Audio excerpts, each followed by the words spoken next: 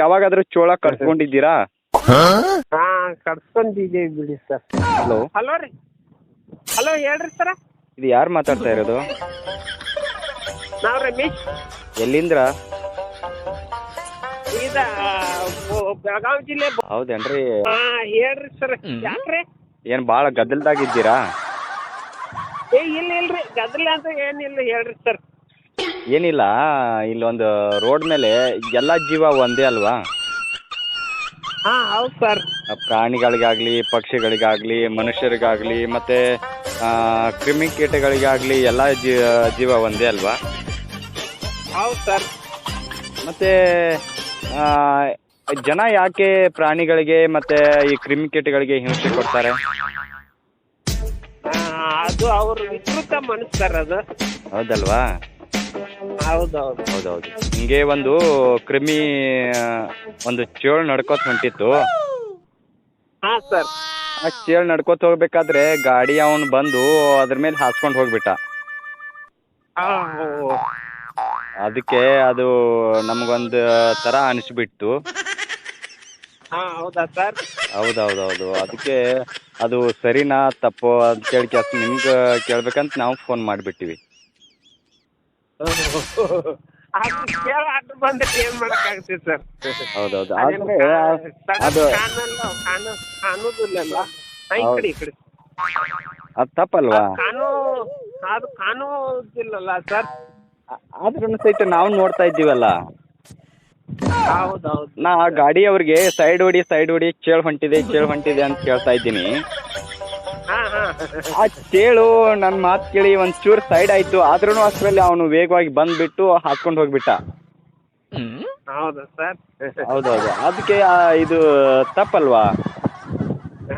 ತಪ್ಪೇ ಬಿಡಿ ಸರ್. ಮತ್ತೀಗ ಅವ್ರ ಮೇಲೆ ನಾವು ಏನು ಮಾಡ್ಬೇಕು ಹೇಳಿ ಈಗ?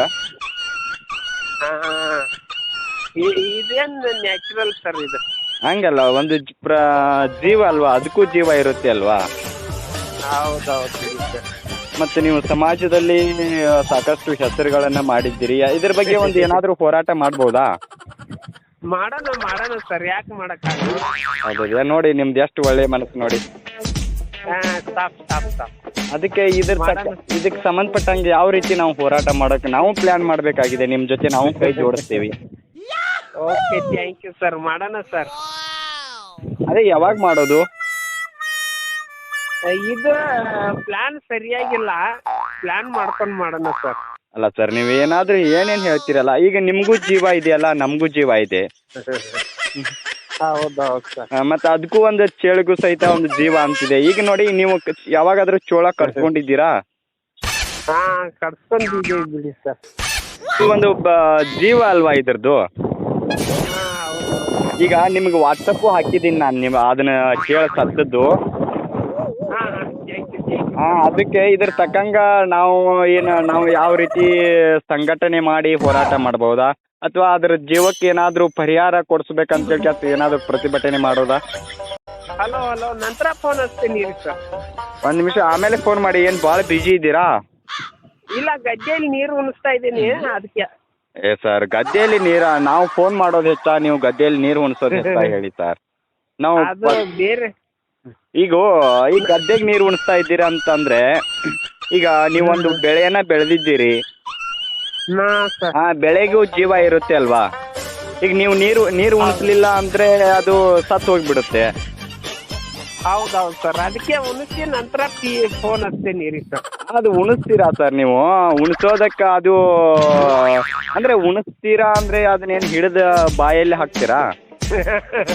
ಓಕೆ ಸರ್, ನೀರು ನೀರು